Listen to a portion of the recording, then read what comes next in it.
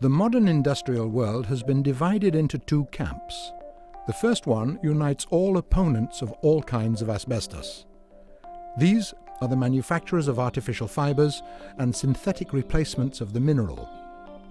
The second camp incorporates those who produce and process chrysotile on an industrial basis for everyday use.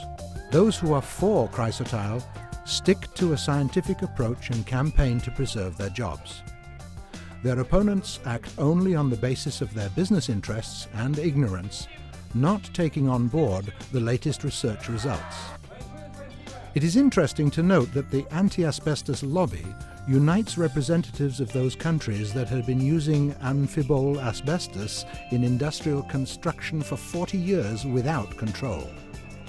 Now they speculate on the sad experience of the past. Only one case of illness caused by amphiboles provoked a chain reaction. After the lawsuits, scandalous articles were in the mass media. The inclusion of asbestos in the list of hazardous substances listed at the Rotterdam Convention. There are also calls to ban chrysotile.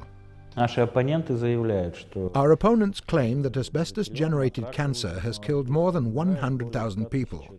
My question was put directly to those researchers of WHO who perpetuate the ban on asbestos.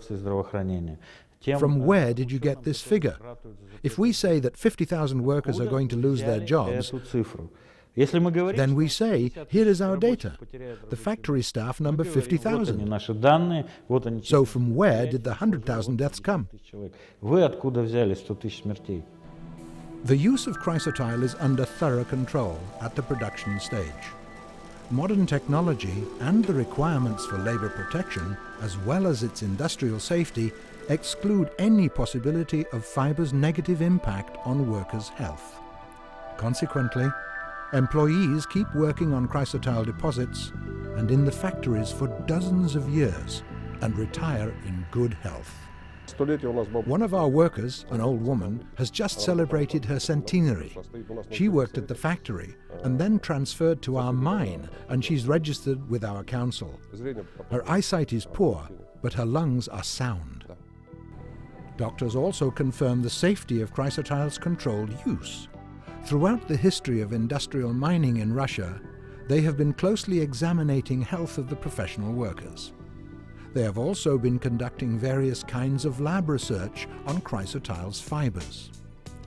Russian experience proves that there are more hazardous productions in the world and, in comparison, any impact of chrysotile exposure has turned out to be insignificant. There is a considerable number of manufacturing processes which are more hazardous than chrysotile asbestos manufacturing. Chromium compound MAC manufacturing is 100 times more stringent than the production of asbestos. About 2 weeks after starting work, workers can suffer from nasal septum destruction and possible onset of stomach cancer after about 6 months.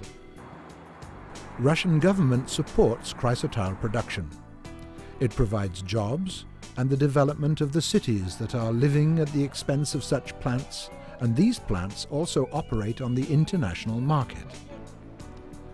The country exports chrysotile fibers to Southeast Asia and other regions. In March 2011, Russian President Dmitry Medvedev signed the Rotterdam Convention.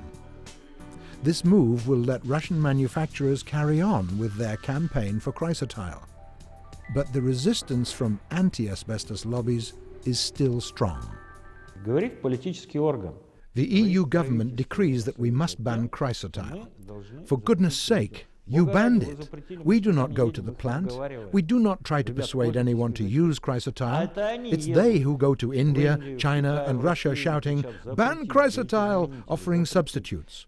When they tell me that I'm a lobbyist, I ask my question. I came to Berlin and advertised asbestos in Berlin, and you come to us and push your substitutes. For the producers of alternative fibers, chrysotile turns out to be their main competitor. It is cheap, durable, and environmentally friendly.